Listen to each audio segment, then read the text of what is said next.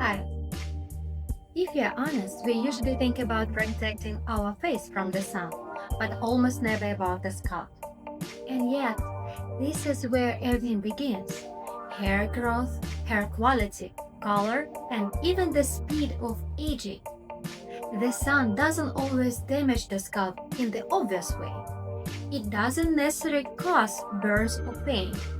More often, it triggers slow, invisible process what we doesn't even notice that way. Under UV exposure, oxidative stress increases and hair follicles start to function less effectively. Melanocytes, which are cells responsible for the hair color, gradually lose their activity. Over time, they can show up in different ways. Hair becomes drier and thinner, grows more slowly, and loses pigment faster. Gray hair doesn't appear because of the sun directly, but because of the sun creates condition in which pigmentation becomes unstable. Can't happen faster than you think. Hair itself also suffers. UV radiation breaks down keratin and the lipid layer, making hair more porous. That's why after sun exposure, hair often looks dull, frail, and tired.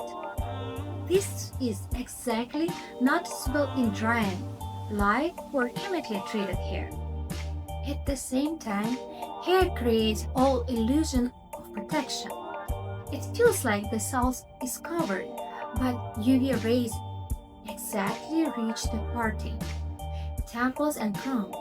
If the scalp is sensitive or prone to inflammation, the sun becomes even more aggressive factor. That's why scalp protection is not about the product, it's about the system.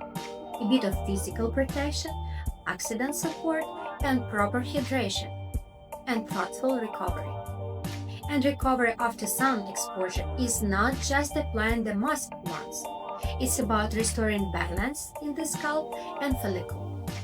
It's about restoring balance in the scalp and follicles, calming winter inflammation, repairing the barrier, and supporting the cells responsible for the hair growth and pigmentation.